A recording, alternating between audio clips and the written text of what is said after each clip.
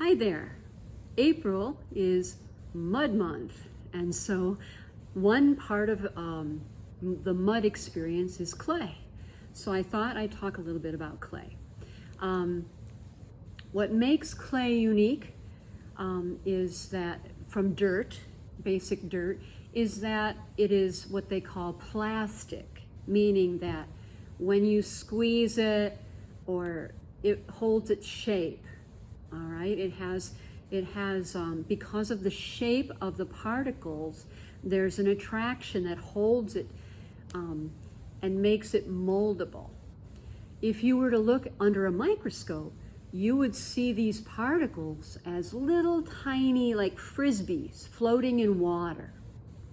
So when you squeeze it, it displaces the frisbees. All right.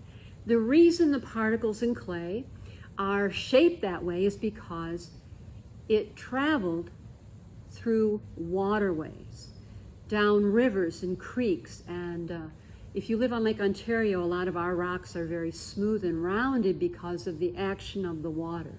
And so the water just grinds away at the particles until they're those little frisbees. Okay? So today I'm going to show you what you can do. And I'm hoping to get out in the field and we'll collect some wild clay and we'll attach that to this video later on. But for today, I have some clay already with me, and I've modeled this little tree-ish thing with what's supposed to be a cardinal.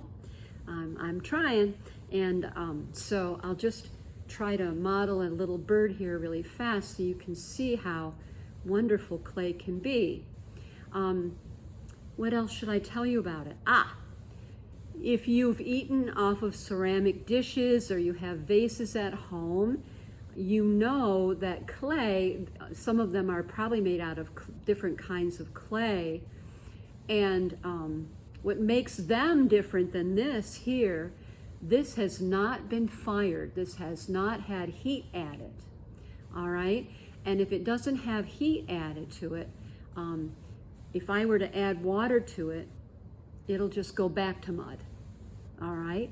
But once you add heat, and we're talking 1,000 degrees of heat, which is twice as hot as your oven at home could do. When it reaches 1,000 degrees, those little particles that I mentioned to you, the little frisbees floating in water that make it plastic, the edges of those frisbees break down. I'm going to put down my almost bird here. Those frisbees that are floating in the water, their edges break down, and what happens is these crystals form on the edge and lock it into place.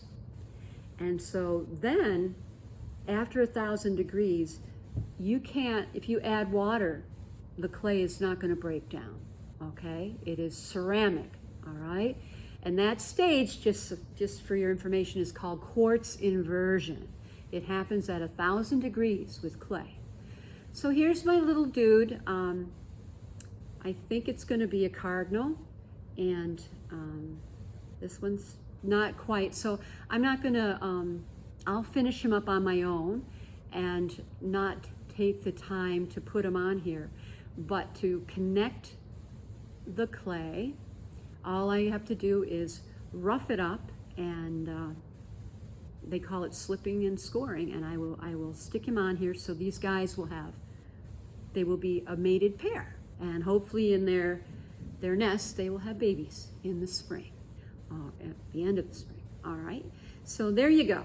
There's mud in the form of clay. Thanks.